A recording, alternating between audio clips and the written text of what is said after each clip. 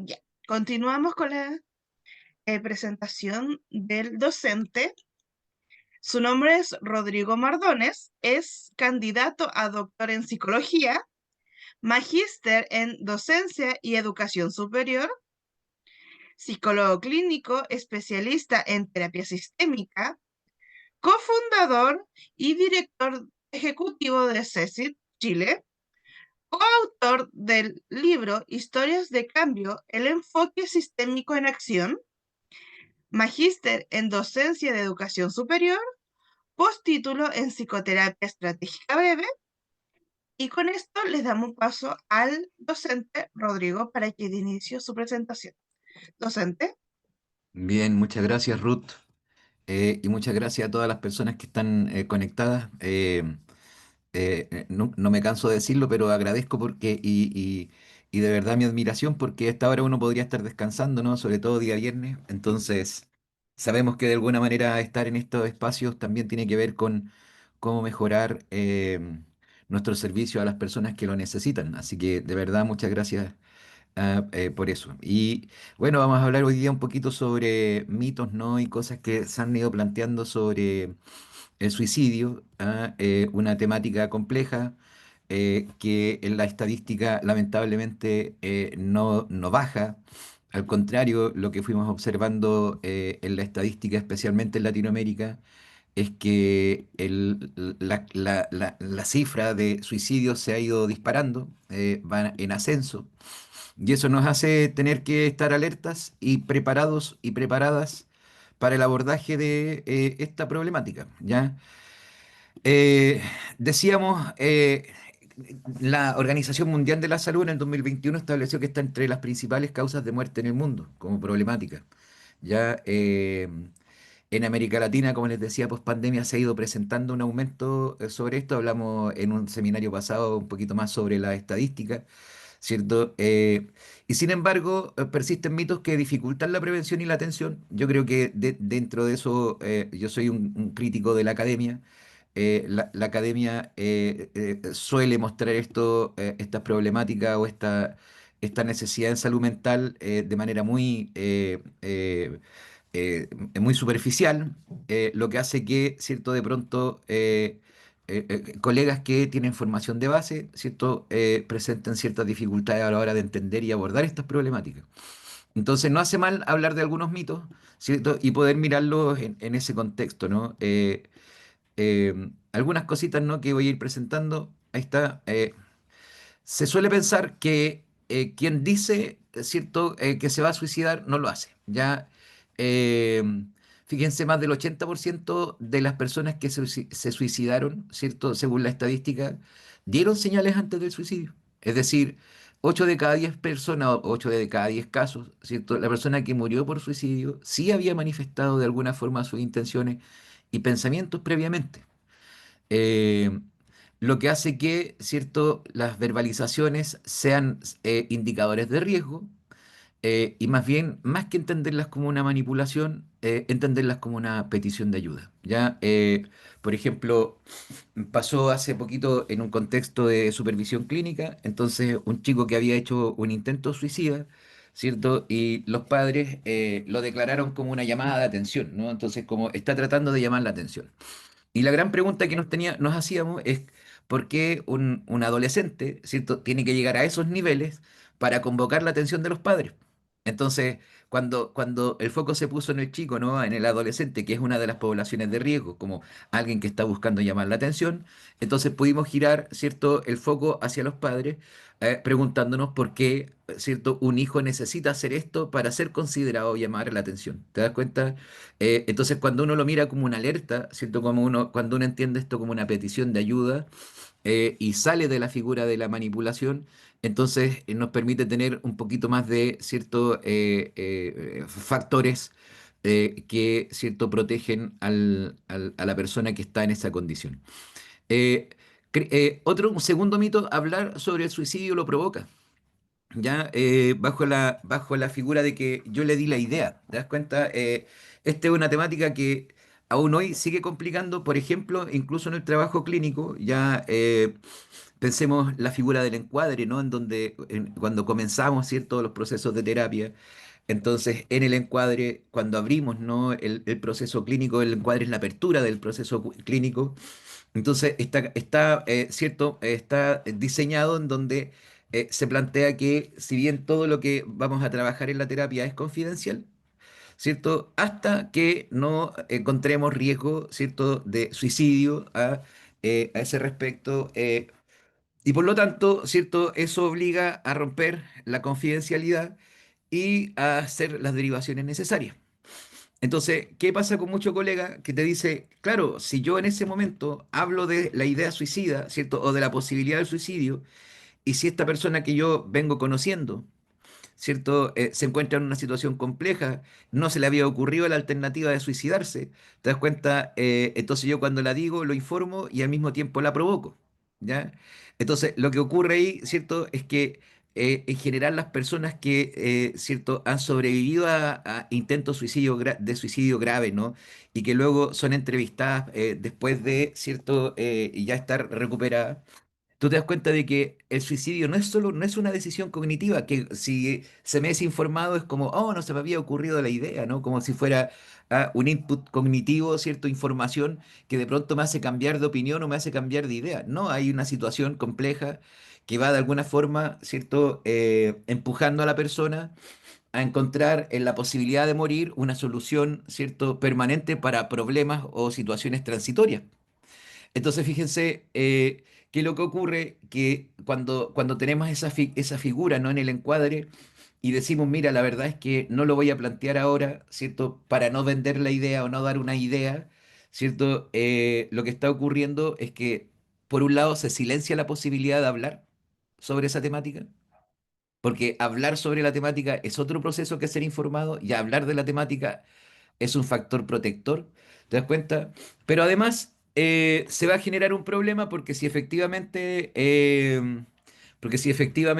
¿cierto? La persona quisiera o manifiesta ahí, ¿cierto? No solo la ideación, sino una planificación suicida, entonces tú no advertiste de esa situación. Y por lo tanto, ¿cierto? Claro, probablemente va a ponerlo a salvo porque lo puedes derivar, pero fíjate, al mismo tiempo se experimenta una traición, ¿no? Y por lo tanto se cierra una puerta o va a ser más difícil que la persona confíe en la próxima terapia que tenga que abordar, ¿cierto? Debido a esta situación. Entonces, hay que considerar algunos elementos importantes en esa línea, ¿cierto?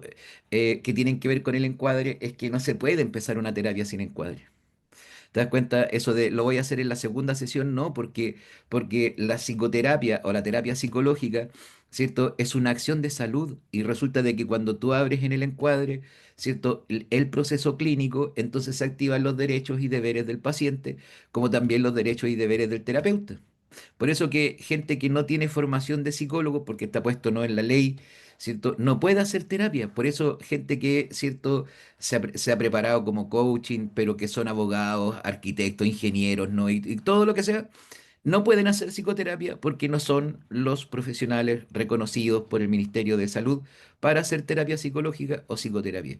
El tema es que nosotros en eso tenemos que tener la tranquilidad y al mismo tiempo el compromiso de que, ¿cierto? En el encuadre es cuando comienza, ¿cierto? Declaramos el inicio de esa acción en salud y fíjate, si te complica plantear justamente la figura del suicidio, entonces en general lo que yo hago es que presento, ¿cierto?, esta figura desde el cuidado, ¿no? Es decir, cuando tú decides hacer terapia, ¿cierto?, tomar un proceso de terapia, has decidido abrir un espacio de autocuidado. Y si en esa conversación nos damos cuenta de que, ¿cierto?, tu vida está en peligro, entonces fíjate ahí ya la confidencialidad no cuida. Es necesario pedir ayuda. Y entonces cuando lo planteas desde la línea del cuidado, entonces fíjate, puedes abordar mejor esto. Por lo tanto, también puede ser eso una oportunidad que permita abrir el diálogo, ¿cierto? Para identificar señales, conectar con la ayuda del terapeuta si fuera algo urgente, ¿cierto? Silenciar, hacer como que el tema no está, ¿cierto? Perpetúa el tabú y la soledad. Y sobre el suicidio hay muchos elementos también, incluso religiosos, ¿no? Que quedaron ahí como un resabio, como que las personas que se suicidan, ¿cierto? No van a entrar al reino de los cielos y cosas por el estilo, ¿ya? Hay un mito que incluso yo he escuchado entre colegas que es, bueno, si alguien tomó la decisión de matarse, lo va a hacer. Nada lo va a detener. Ya cuando ya está tomado como decisión, ¿cierto? No solo como una ideación o una planificación, sino que cuando está la decisión, entonces la persona lo va a hacer. Y la verdad es que la mayoría no desea morir, sino que lo que está detrás es, ¿cierto?, dejar el sufrimiento. La conducta suicida, ¿cierto? Suele ser la culminación de un proceso y no un acto inevitable. Eh, lo que muestra la evidencia es que las intervenciones oportunas pueden prevenir suicidios, reducir la incidencia, por lo tanto, detectar a tiempo el riesgo, ¿cierto? Ofrecer apoyo y restringir el acceso a medios letales sí va a marcar una diferencia. Muchas de las personas que han sobrevivido a intentos de suicidio luego agradecen la intervención. Eh, El suicidio entonces no es un hecho consumado desde el inicio, por lo que siempre es posible intervenir y evitar que la persona atente contra su vida con el tratamiento adecuado.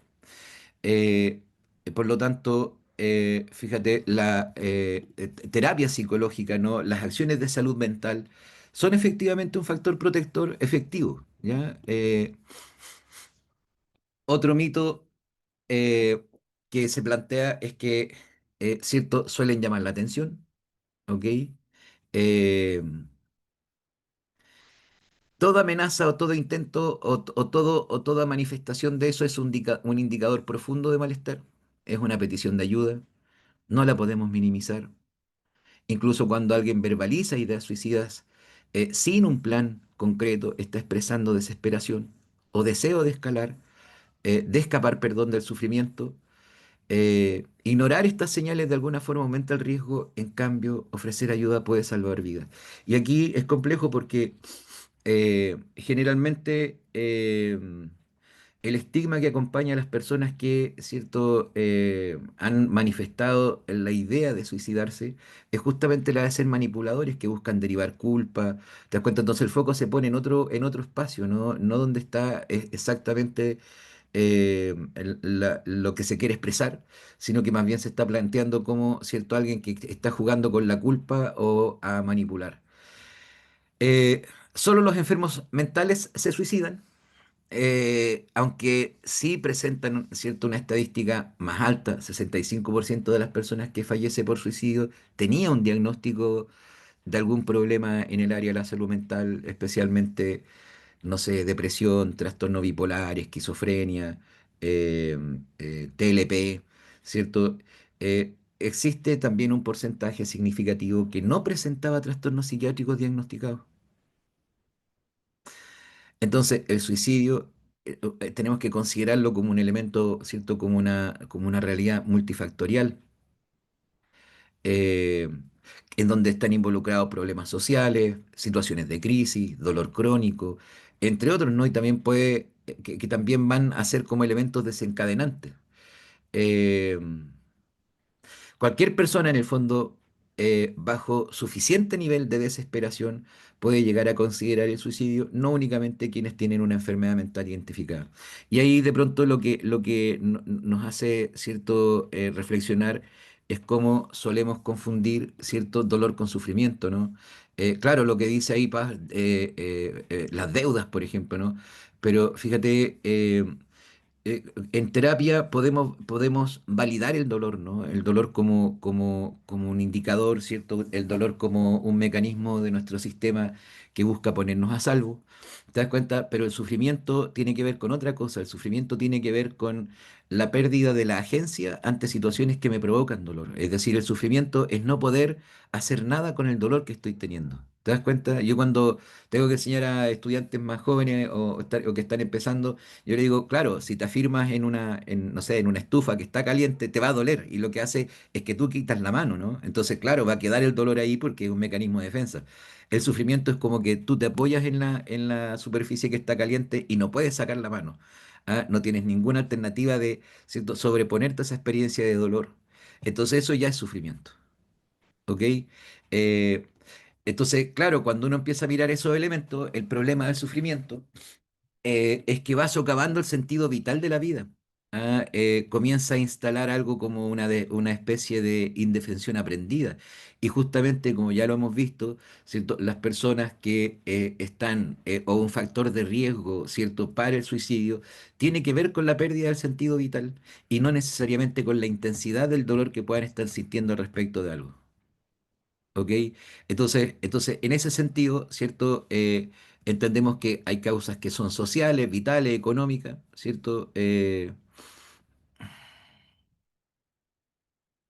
Entonces dice, Michelle dice, no es generalizado, pero creo que existe un mito cuando está de por medio las personas depresivas.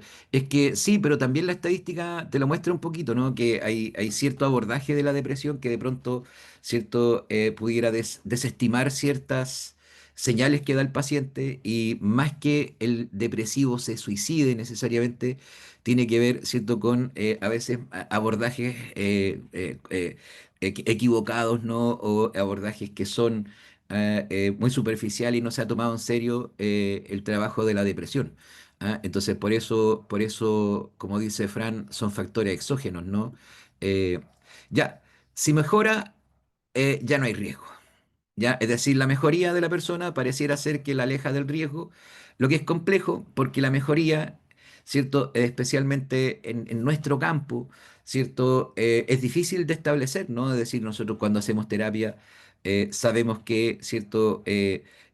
Podemos usar evaluaciones estandarizadas para evaluar, ¿cierto? El avance en terapia, ¿no? Y cuándo dar el alta o qué áreas todavía quedan por trabajar, pero la mejoría repentina del paciente a la observación simplemente, ¿cierto? O cuando son los familiares lo que te dicen, mira, en realidad se ve bastante más descongestionado emocionalmente, no necesariamente esa mejoría eh, va a garantizar que el riesgo haya desaparecido. A veces lo que suele ocurrir, ¿cierto? Es que puede ser una señal de que la persona ya tomó una decisión y por lo tanto, ¿cierto? Al tomar la decisión de suicidarse, ya se siente el alivio al respecto del sufrimiento, ¿no?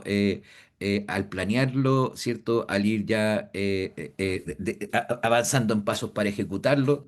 Por lo tanto, muchas veces lo que es la fase más crítica en la situación no anímica o en la pérdida del sentido vital coincide también con la decisión. Entonces, claro, uno puede observar una curva, una mejoría repentina, cierto, rápida al respecto, y es un indicador sobre el que hay que estar de alguna forma muy atentos, ¿cierto?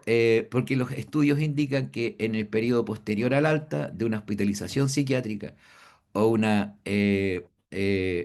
crisis, ¿cierto? Es de alto riesgo el suicidio, por lo que requiere seguimiento estrecho de la familia, ¿cierto? Requiere que no se baje la guardia al respecto, ¿cierto? De controles de salud, de visita al médico. Entonces, por lo tanto, en esas mejorías repentinas también hay que tener un poco de cuidado, ¿cierto? Porque pudiera ser un indicador de que la decisión ya fue tomada, ¿ya? Y por lo tanto ahí requiere un seguimiento profesional a ese respecto. Eh, si uno mira ahora por distribución por edad y sexo, ¿cierto? 4 de cada 5 suicidios son hombres, ¿ya? Una estadística bien conocida, sobre todo, ¿cierto? Por cuando se intenta usar ¿cierto? Estadística para decir, ¿cierto? Una situación contrapuesta a las mujeres, ¿no? Los hombres también sufrimos. Sí, claro, porque el patriarcado también lo sufrimos los hombres, ¿no? No solo las mujeres. Pero se usa mucho esa estadística para decir, nosotros los hombres igual tenemos, cierto, una especie de problema, ¿no? En la calidad de vida y cosas por el estilo. Entre jóvenes de 15 y 24 años, estaría como una tercera causa de muerte. Eh, Fíjense, es un segmento importante, eh, y el riesgo, ¿cierto?, alto en varones menores de 45 años y adultos mayores. Pregunta Blanca, al haber una mejoría repentina también puede ser un factor de riesgo, ¿es así? O sea, no es la mejoría repentina, ¿cierto? La que eh, es el factor de riesgo, sino que bajo esa, mejoría repentina, no necesariamente, ¿cierto? esa descongestión emocional se debe a que se está mejor, sino que más bien también puede deberse a que la persona ya ha tomado una decisión. Y por eso que requiere seguimiento, requiere acompañamiento, requiere atención, ¿cierto? Porque puede ser eso, ¿ya? Entonces, ¿vas a ver un alivio? Sí, porque probablemente hay una decisión que ya se tomó, ¿vale? Estas son estadísticas de Chile. Es que lo que pasa es que, Fran, yo hice un seminario hace poquito con todos los temas estadísticos, entonces ahí lo puedes tomar. Está grabado y está el PowerPoint para que lo puedas ver, ¿cierto? Con más detalle, y es eso, ¿ya? Eh, Factores clínicos de riesgo, fíjense, sí. eh, un intento, ¿cierto?, de suicidio previo es un predictor importante eh, de, ¿cierto?, lograr un suicidio consumado. Ya, o sea, alguien que ha tenido intentos previos de suicidio, ¿cierto?, requiere una atención mayor, ¿ok? Eh, la Organización Mundial de la Salud reconoce que un intento previo es el factor de riesgo número uno para el suicidio en la población general, ¿ok? Eh, Cuando uno, ¿cierto?, conecta con quienes han sobrevivido a intentos de suicidios previos, te van a decir que ellos, el factor protector fue que tuvieron un seguimiento cercano, que les permitió de alguna forma, ¿cierto?, sobrevivir a un nuevo intento. Eh, y evidentemente la presencia de depresión mayor, otros trastornos del ánimo, ¿cierto?, trastorno bipolar, esquizofrenia, trastornos de ansiedad severa, eh, abuso de alcohol u otras sustancias, son factores expositores. No quiere decir que una persona que está en un episodio depresivo mayor se va a suicidar, pero sí, ¿cierto?, el factor de riesgo se eleva. Ya, lo mismo, ¿cierto? De pronto, el abuso de sustancias tiene que ver con que se te pasa la mano. Tiene que ver con que son conductas de riesgo, ¿no? Entonces, claro, en ese sentido, no es que alguien, ¿cierto? En ese sentido, no es que alguien que beba, simplemente es que está en riesgo suicida, sino que son elementos importantes. Preguntan ahí si TLP también, sí. Lo que pasa es que el problema con, ¿cierto? Aunque hoy día hay toda una discusión sobre el trastorno limítrofe de personalidad, ¿ok? Desde algunas corrientes que quieren declararlas como una condición, así como el TEA, ¿cierto? Eh, entonces, lo que observamos es que especialmente en lo que tiene que ver con la impulsividad que se observa en pacientes TLP, ¿cierto? La conducta impulsiva, las autoagresiones, ¿cierto? O las autolesiones no suicidas, ¿cierto? Son todos elementos que van de alguna forma llevando a un proceso de desesperanza profunda, anedonia, agitación, no sé, insomnio permanente, hasta los más graves que ya son delirios y alucinaciones, ¿no? Entonces, desde esa perspectiva, el TLP, claro que es un factor de riesgo, en tanto, ¿cierto? Su funcionamiento es generalmente impulsivo, ¿cierto? Lo pone en una línea, ¿cierto?, de mayor riesgo que otras problemáticas, ¿no? Como las que hemos ido señalando. Eh, Maestro, ¿qué tan verídico es que los casos de suicidio han aumentado para esquizoparanoide? No, no tengo esa información. ¿Es límite o limítrofe? Tenía entendido que era límite. Sí, es que puede ser de las dos formas, no hay una... Son sinónimos. Muchas veces las personas que consumen sustancias ilícitas se suicidan sin dar ninguna señal a la familia, sí, o se les pasa la mano en una sobredosis. Brian dice, hola, he visto que en niños pequeños ha aumentado más las ideaciones suicidas. Sí, hay un factor también ahí porque dentro de los factores de riesgo, el contagio social es un tema importante. Recuerden ustedes los fenómenos que observamos en algún momento en países orientales, con desafíos, ¿no? Cuando empezaron las redes sociales a entrar con fuerza. Entonces, fíjate, este factor de contagio social para alguien que está de alguna forma en riesgo, ¿no? Comienza o puede ser, ¿cierto?, un factor expositor importante, ¿ya? En la historia familiar de suicidio también es algo interesante, que hace que tengamos que poner atención, ¿no? Cuando en la familia hubo, ¿cierto? Un suicidio, ¿cierto? Familias que de pronto han tenido que pasar por ahí, o violencia, ¿no? Esos antecedentes a veces no incrementan el riesgo por, pueden ser factores, ¿cierto? Genéticos modestos, es decir, que no lo hemos logrado pesquisar, puede ser por aprendizaje. Es muy difícil distinguir si esto tiene que ver con un elemento genético o como una cierta conducta aprendida que ciertos otros familiares no observan en este que se suicidó como una manera efectiva de salir de una situación de sufrimiento. Entonces, cuando ha habido también historial de familiares suicidas en el paciente con el que estás viendo, hay que poner un poquito más de atención, ¿cierto? Porque en el fondo lo que ocurre es que esa decisión no es tan ajena, ¿cierto?, a mi contexto, no ha estado ahí, ¿ah? Como algo disponible en tanto ocurrió. Eh, Evidentemente, con mucha atención a lo que tiene que ver con entornos donde hay abuso físico, violencia, ¿cierto? En donde hay abuso sexual, ¿cierto? Cuidado porque son factores también que exponen maltrato emocional, ¿no? Fíjense en cómo de pronto situaciones, relaciones de pareja que enmascaran la violencia bajo el concepto de tóxicas. ¿Te das cuenta? Pero no existen las parejas tóxicas, son parejas violentas. Entonces, el maltrato emocional, ¿cierto? Cuando uno mira, por ejemplo, estas situaciones de parejas conflictuadas, lo que vas a ver, ¿cierto? En ese ir y volver, ¿cierto? Es un factor, ¿cierto? De protector, su grupo de apoyo es muy recortado. Son personas que generalmente están muy solas, que tienen poco contacto con el mundo adulto. Entonces, claro, monopolizan el contacto social en esa pareja con la que terminan y vuelven. Son personas que en la experiencia vital declaran vacío. Y el vacío no existe. Lo que está lo que se quiere decir con el concepto vacío es desconexión. Entonces hay que empezar a mirar ciertos estos elementos que de pronto son factores que pueden exponer, ¿cierto? Por ejemplo, en donde hay familias que tienen una larga historia de violencia doméstica, violencia intrafamiliar, ¿cierto? Entonces las relaciones, la vida, te das cuenta, se banaliza, se degrada.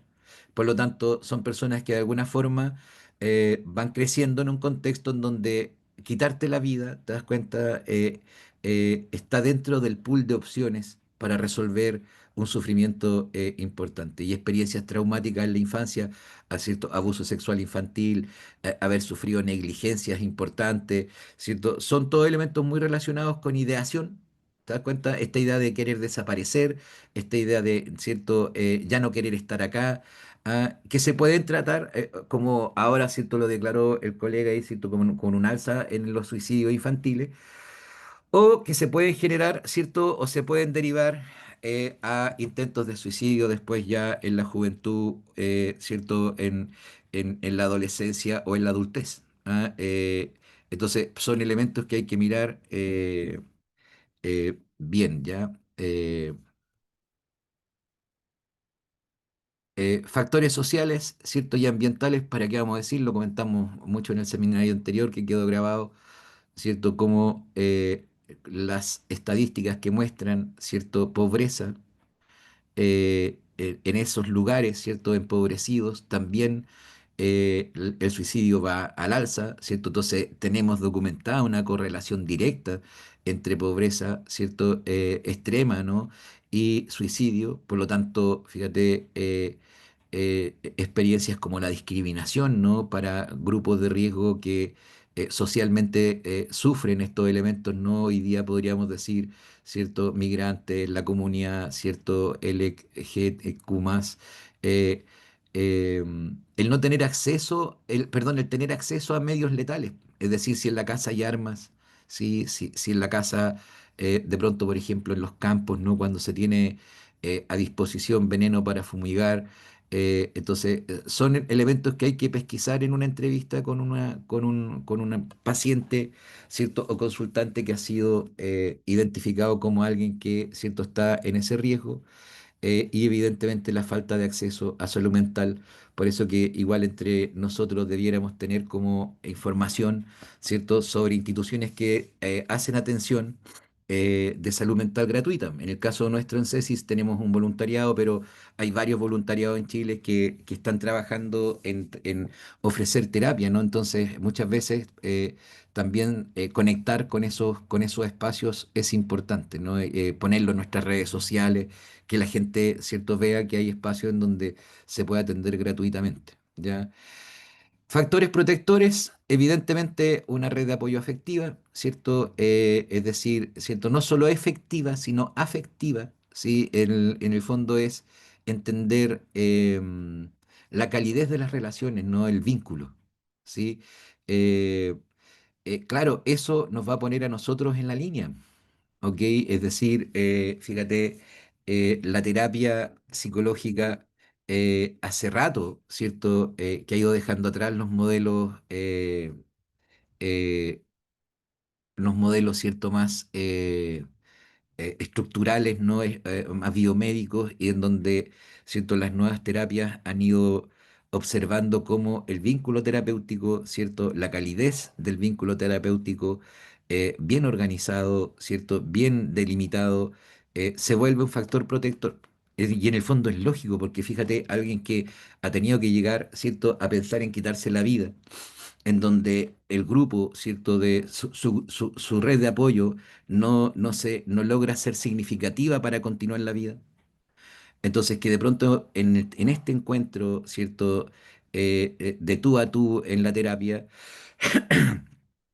aparece alguien que lo respeta, que no lo juzga, te das cuenta que lo escucha activamente, que le da el espacio que debiera tener todo ser humano, ¿cierto? Por el hecho de ser humano. Entonces, evidentemente, uno se empieza a establecer como una relación, ¿cierto? Como un sujeto con el cual hay un vínculo también de responsabilidad. Eh, por lo tanto, redes de apoyo a nivel social, ¿cierto? A nivel de, ¿cierto? Personas que vayan presentando una relación sólida, ¿no? De familiar, o si es de pareja, o si es de amistad. Podríamos decir que el factor protector más potente tiene que ver con no estar solo. Y eso no es no estar vigilado, sino que no estar solo, saber que tengo un vínculo, que tengo algo, ¿cierto?, que hace que la vida valga la pena, ¿no? Que le dé sentido. Eh, Tener familiares, amigos cercanos, grupos de apoyo disponibles, talleres a los cuales uno puede prescribir, ¿cierto? En el fondo, conexión. Conexión, ¿cierto? Con otros, ayuda, ¿cierto? Se vuelve un factor protector porque va creando también un sentido de corresponsabilidad en las relaciones. Eso es lo que de pronto uno escucha, no sé, por ejemplo, sobre todo en mujeres que son madres, ¿no? Y te dicen, ya uno le dice, bueno, ¿y cómo es que usted sigue adelante? Y te dicen, bueno, por los hijos. Ahí hay un sentido de si no fuera por mis hijos, yo ya no sé qué habría pasado conmigo. ¿Te das cuenta?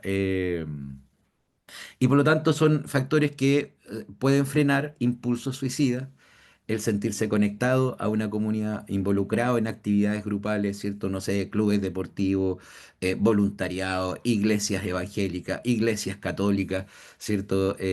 Talleres de arte, permiten dar y proteger y dar sentido de pertenencia a un grupo humano. Y eso es un factor protector de los más importantes. ¿Sí?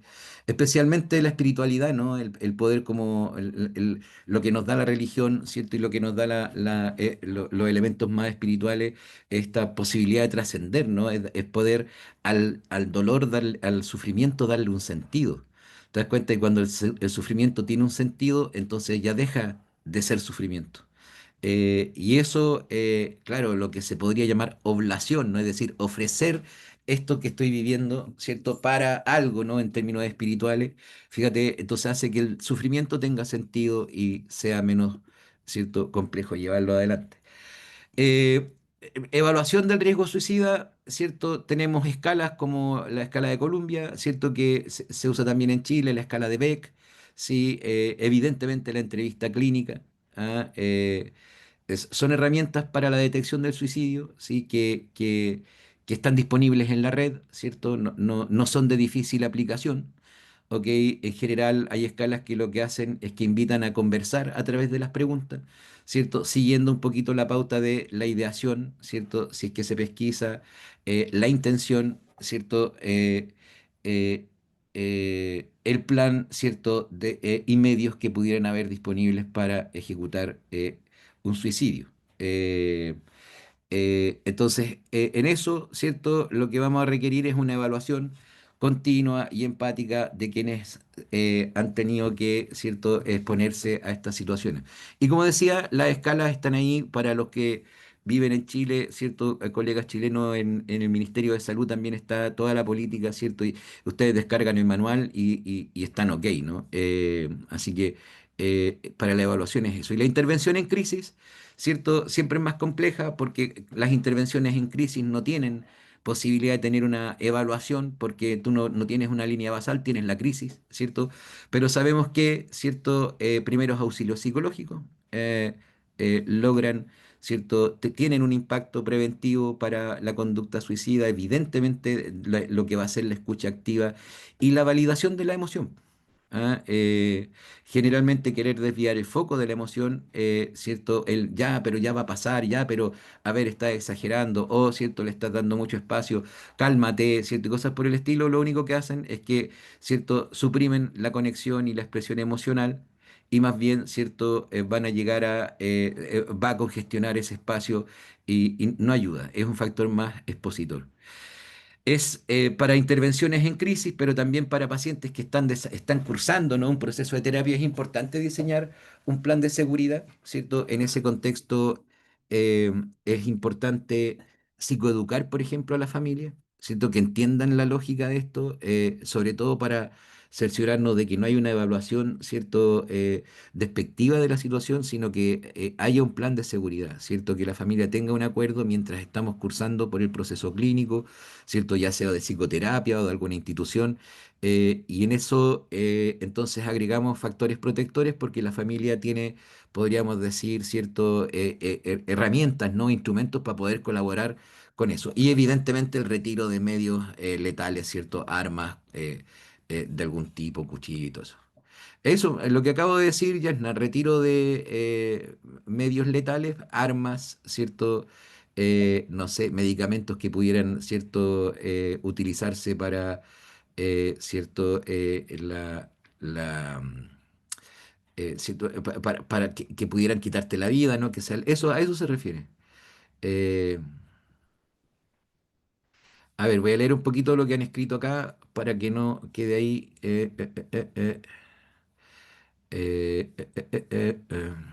A ver, ya. El grupo de WhatsApp, no tengo idea, queda grabado así. Todos los casos de ideación suicida también deben ser evaluados por un psiquiatra o depende, puede ser solo psicólogo también. Brian, es que en general, a ver, mi hija que está estudiando psicología empezó ahora su primer semestre y me hablaba de, cierto, cómo el tema de la ideación suicida y yo le decía, mira, los que trabajamos en psicoterapia partimos desayunando con ideación suicida. ¿Ya? Entonces la ideación suicida está ahí y todavía está en el espacio del trabajo con el psicólogo, ¿te das cuenta? Eh, pero también con otros profesionales, ¿no? Como por ejemplo puede ser en el área de la salud, enfermería, TENS, ¿cierto? Algún médico, pero también en el área de la educación, porque aquí está la idea. Y de alguna manera todos hemos pololeado con esta idea, ¿no? Hemos tenido una relación con ella, ¿no? Que está en la figura de la ideación es esa, ¿no? Querer desaparecer, trágame tierra, qué ganas de no estar aquí, qué ganas de morirme ante esta situación. ¿Te das cuenta? Y eso está en un campo en donde sí puede ser trabajado, ¿ya? Claro, otra cosa es cuando ya hay una decisión, te das cuenta cuando la situación está planificada, todavía puede estar, ¿cierto?, en campo del psicólogo, pero cuando ya, ¿cierto?, va a las líneas de ejecución es una urgencia médica y eso ingresa por urgencia a el apoyo en salud, ¿no? Por urgencia, con esa derivación o con ese acompañamiento. Me gustaría contar una reflexión sobre este tema. ¿Está habilitado el audio después de esta reunión? Sí, Adán, ahí va a estar habilitado el audio. ¿Los videojuegos tienen algún vínculo con los suicidios en niños? La verdad no hay ninguna estudio que muestre una correlación entre videojuego y suicidio. Depende de qué tipo de videojuego, en qué contexto, jugadores, no lo tengo claro. No, ya, entonces ahí está. La logoterapia en estos casos podría ayudar. Es que no conozco logoterapia. Entonces no me atrevería a eso. Pero cuando está en las líneas de ideación, ¿cierto? Un buen amigo puede ayudar, te das cuenta. Hay que saber formarse como en instancias como esta y eso, ¿no? Una persona con riesgo suicida, sí o sí, necesita asistir a un suicidólogo. No, somos psicólogos, no, es complejo esa figura. Las autolesiones los lleva a un suicidio o no necesariamente.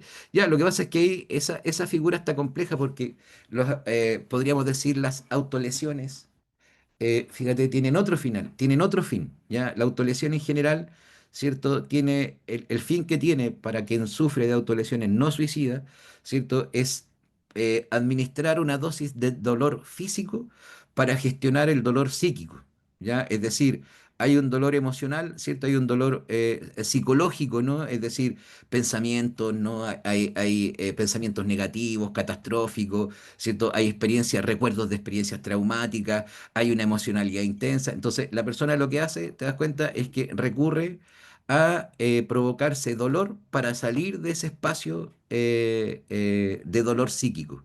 ¿Ok? Entonces no está buscando suicidarse, lo que está buscando es provocarse dolor. Por eso que, siento las personas que tienen conductas autolesivas, entonces los cortes son superficiales porque es donde tenemos los terminales de dolor, ¿cierto? Y entonces se provocan ahí y generalmente son uno al lado del otro porque está en esa zona que ya cortaste, es volver a provocar dolor, es volver a provocar. Entonces, esa intensidad, ¿te das cuenta? Entonces, es lo que busca la autolesión. El problema que tenemos, ¿cierto? Es que de pronto, claro, ¿cómo saber si una conducta autolesiva pudiera llevar, ¿cierto?, a la muerte, no de manera deseada, o que alguien, ¿cierto?, que está de alguna forma, ¿cierto?, acercándose a la ideación suicida, ha comenzado a hacer pruebas de dolor. ¿Te das cuenta? En general, la conducta autolesiva lo que tú vas a ver es que son muchos cortes, ¿cierto? Uno al lado del otro, se cruzan a veces, porque lo que está buscando es gestionar desde el dolor físico el dolor psíquico. Ya es eso. Ahora, le acompañan las mismas problemáticas. La gente suele decir que, suelen decir que eh, eh, se busca llamar la atención, por ejemplo. Entonces, quien hace autolesiones, lo único que quiere es llamar la atención. Entonces, eso es complejo, ¿ya? ¿Qué no debemos hacer como terapeutas? Evidentemente, minimizar el riesgo, ¿cierto? Alguien que ha mencionado en la conversación terapéutica la idea de desaparecer, ¿cierto? El deseo de no estar. Entonces, hay que quedarse ahí, aunque pueda ser, ¿cierto? No el foco principal. No sé, estamos hablando de, no sé, de la frustración que tengo porque reprobé exámenes, ¿no? Entonces, ya, ¿cómo estoy trabajando la frustración? Pero pronto menciona, ¿cierto? Esto, y me da unas ganas de... Ya, quédate un rato ahí, ¿no? ¿Qué quiere decir con eso? Estas ganas de desaparecer, ¿cierto? De acostarme y no levantarme nunca más, de no despertar mañana, ¿te das cuenta? Hay ideación suicida. Ya la podríamos ya empezar a pesquisar y conversar para asegurarnos y ver que, ¿cierto?, no esté ocurriendo esta continuación de la ideación a la planificación, ¿ya? Entonces, minimizar el riesgo, cuidado, ¿ya? Retrasar las intervenciones. O sea, cuando uno tiene un paciente, ¿cierto?, que ha sido derivado con, ¿cierto?, el motivo de consulta como potencial suicida, ¿cierto? O bien, ¿cierto?, en la entrevista clínica observaste, ¿cierto?, el riesgo de un potencial suicida, entonces hay que ser constante con las sesiones, ¿cierto? Tenemos que tratar de atender rápidamente cuando es una derivación, porque ahí, claro, ha comenzado un tic-tac, ¿cierto? El tiempo es importante cuando ya se reconoce la persona como alguien de riesgo, ¿ya? Y evitar, evidentemente, frases banales como, no sé, me pasó con un colega que trabaja acá en un consultorio en donde yo vivo, que disculpen la palabra, ¿no? Pero a una chica que se había intentado cortar las venas le dice, oye, tú te estás comportando como las putas. Las putas se cortan las venas. O sea, imagínate, claro, el otro como que quería probablemente desde impactar, ¿ah? Como impactar psicológicamente, ¿cierto? Para provocar un término de esa idea, pero no, eso es ser banal, ¿ah? Eso es bajar la importancia a algo que sí tiene importancia. Y finalmente, algunas conclusiones. ¿Cierto? El suicidio es prevenible, sí. Eh, eh, eh, Podemos hacer algo ahí y logramos hacer muchas cosas ahí.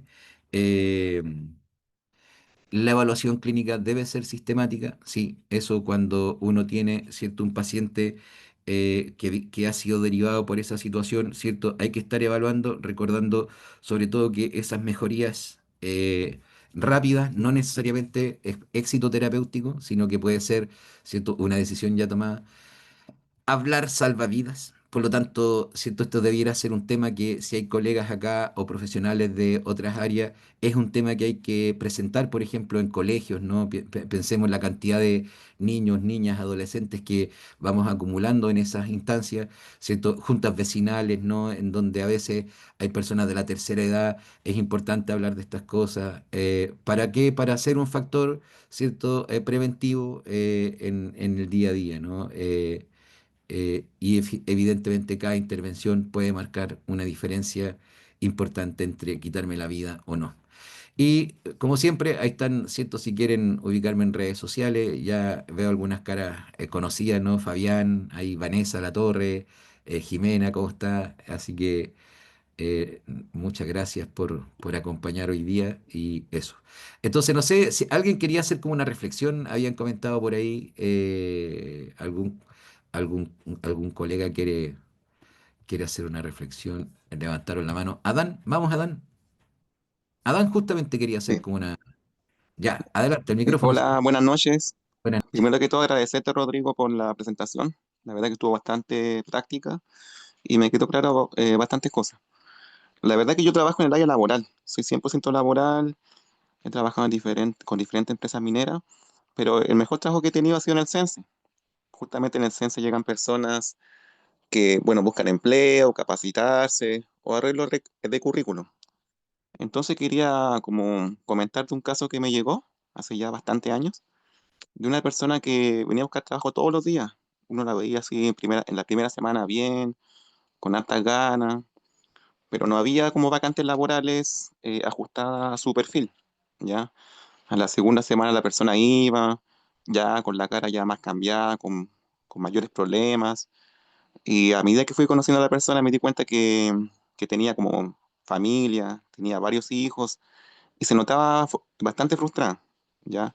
A la tercera semana la persona iba se le veía la cara como más achacada, estaba a punto de llorar igual y me contó que como que tenía problemas familiares, económicos y que no encontraba trabajo y que a veces le gustaría como no estar, digamos, viva, me dijo. Que no le gustaría estar viva, que le gustaría como irse a otro lado, desaparecer. Ya dije, pucha, yo pensé, dije, debo ayudarle, de alguna forma debo ayudarle. Ujú, Después fue a la cuarta semana, el día lunes me acuerdo, y me dijo, caballero, sabe que estoy desesperado, no mm, encuentro trabajo, estoy mal, no sé qué hacer. Dije, ya mire, esto es lo que vamos a hacer. Le voy a ayudar a conseguir un trabajo, saltándome todos los protocolos, y, porque siempre uno tiene que como esperar la respuesta de la empresa, de que la llamen. Yo no, yo solamente dije, ya, mire, este trabajo va a ir para usted, calza con lo que usted puede hacer, así que le voy a derivar a un cargo de secretario, ¿ya? ujú. Entonces hice la derivación yo personalmente, me comuniqué con la empresa, le comenté un poco el caso de la persona que necesita trabajar porque tiene hijos, cosas así, y finalmente la persona quedó trabajando. Me comentó, la persona al día siguiente me llamó y me dijo, no, ¿sabe, don Adán? Quedé trabajando. Entonces a veces creo yo que uno como psicólogo laboral debe saltarse de repente cierto protocolo si ve que hay ciertos problemas de la persona, que hay un inminente intento como de quizás atentar contra su vida. Creo que esa es la reflexión que yo quiero hacer. Que uno si puede ayudar, debe hacerlo, debe accionar a favor de esa persona. Eso creo yo. Y también Muchas creo que gracias. la parte laboral igual juega un papel bastante importante en el desarrollo de la persona. Porque si uno no tiene trabajo, no come. No Sí. puede mantener a su familia, a sus hijos. Entonces creo que igual eso afecta bastante en la conclusión que puede llegar a ser la persona con su vida. Ujú. Eso creo yo. Muchas gracias, Adán. Sí, bonita reflexión y importante llamado también, ¿no? A ser más solidario en eso. Michelle, Claro. ya tiene la manito en alto. Vamos, Michelle. Es una pregunta derivado de lo que más o menos dijo Adán. Este, mm, hay personas que claramente pues dan sus señales de que tienen tendencias suicidas, pero se le ayuda en cierta manera, pero dicen no, no soy suicida, pues lo niegan. Entonces, ¿cómo es posible que la persona, cómo podemos nosotros como psicólogos poder aclarar para poder ayudarle en su problema Ujú, y eliminar su tendencia suicida o ujú, erradicarla. ujú. Porque lo que pasa es que nosotros no trabajamos sobre la decisión, ¿te das cuenta? O sea, cuando ya la decisión ha sido tomada, lo que ocurre, ¿cierto? Es que eso es una urgencia médica, ¿no? Tú ya ahí no es mucho lo que tienes que hacer. Entonces nosotros trabajamos sobre el sufrimiento, ¿no? Sobre la situación que va provocando el proceso ¿cierto? Planificar y ejecutar una conducta suicida. Entonces, si yo le pregunto, por ejemplo, a un paciente, ¿no? Que me ha dicho, oh, qué ganas de mañana no despertar. Y le digo, entonces estás pensando en suicidarte. Probablemente me diga que no, ¿te das cuenta? Porque no lo he elaborado así. Pero sí, ese es un formato de ideación suicida que uno debiera cuidar, siento que uno debiera poner atención. Probablemente no como alguien que ya te declara que lo ha planificado, pero sí ya ahí está dando vuelta, ¿no? Y suele aparecer en los seres humanos cuando estamos ante problemas o desafíos o dificultades que experimentamos como más complejas. Entonces, más bien trabajamos no sobre la decisión, ya trabajamos más bien sobre cómo colaboramos en el contexto, cómo vamos dando, ¿cierto?, una relación significativa. En fin, un poquito por ahí, ¿no? Lo que esto se va a abordar ahí en el diplomado con más detalle, ¿no? Marco Antonio y Lorena, y después, porque hay que hacer el sorteo, ya son las 10, no podemos pedirle también más Hola a- Rodrigo, Sí, vamos, dale, bueno, Marco. primero un gusto conocerte porque te Igualmente. había observado en algunas, como, ¿cómo lo digo?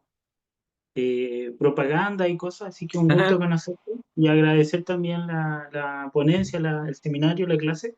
Ujú, Eh, Primero también felicitar a Adán, que me tocó el caso, me tocó fuerte, lo felicito y qué bonito lo que hizo. O sea, yo soy logoterapeuta. De hecho, leí o escuché a alguien que preguntó. ujú, ujú, Claro, y me resuena también eso. Sí, trabajamos mucho con personas con problemas de sentido de vida. Y ujú, también lo tocaste tú bastante y bueno, agradecer porque también me toca esto, o sea, ujú. toda esta información que apareció acá. Así Qué que bueno, eso, Marco. agradecer Muchas a gracias a que ti.